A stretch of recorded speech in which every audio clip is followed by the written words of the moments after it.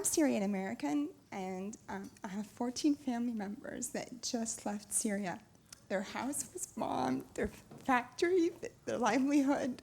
I have been supporting them the past 5 years just to eat, and I just got them out to Turkey. I just want to know, what are we going to do to help? Are we going to let Putin run this world? He's a dictator. I mean, he cannot have the world stage, and that's what's been happening. That's what's happening today. Yep. So I would like to know your views on a Sure. no-fly zone. Well, first of all, my heart goes out to your family, and I applaud the fact that you're acting on your heart to take care of them. And that should be applauded by everybody in this room.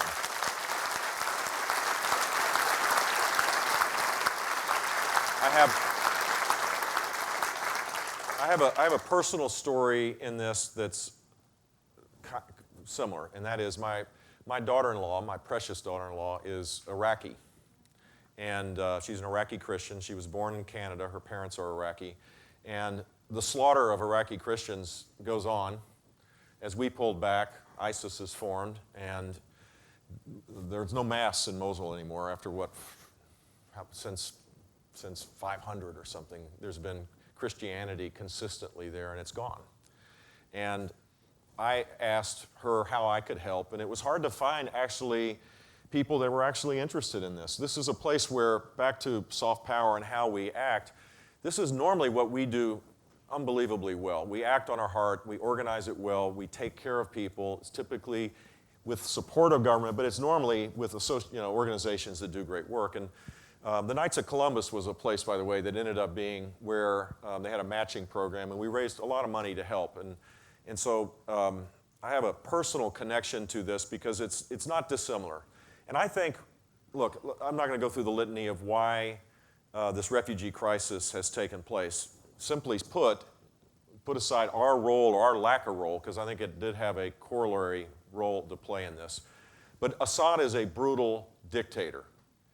He barrel bombs his innocents he kills them. He's destroying communities. 200,000 plus people have died. And people are leaving not because they're immigrants looking for a better life. They're leaving because if not, they'll die. It's that simple. And we have to play a role in providing support. And it's hard to do this far away in terms of screening and all those things. We need to make sure that we don't have people that hate America in our midst. But I think we're duty-bound to provide support, and even more so than supporting refugees, which I think is appropriate in some scale.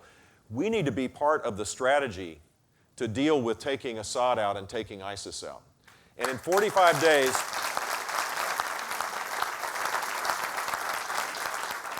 45 days ago, I gave a speech at the Reagan Library with a strategy to do just that.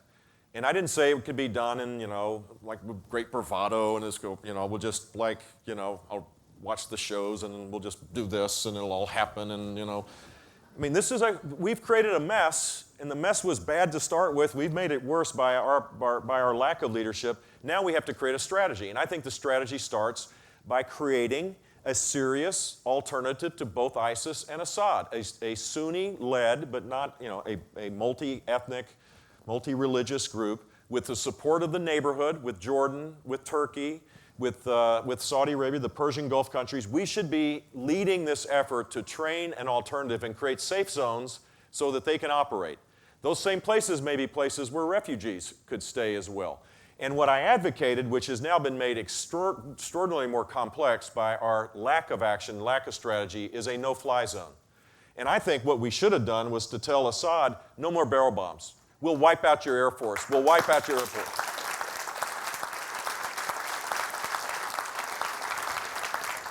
Meanwhile, in the last 45 days, literally in the last week, Putin in Russia has aggressively pursued an agenda and has basically told us to leave.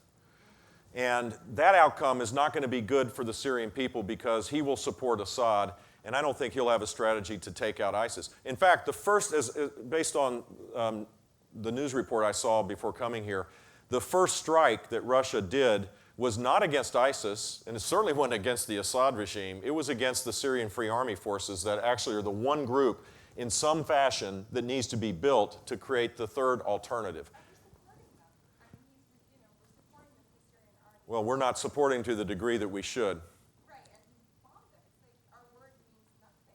No, and he met the president, what, the day before yesterday, and this is his parting gift from the United States. So this is what happens when you don't lead, when people don't have any confidence. But I think we can re-engage, and I think we have a duty to do it.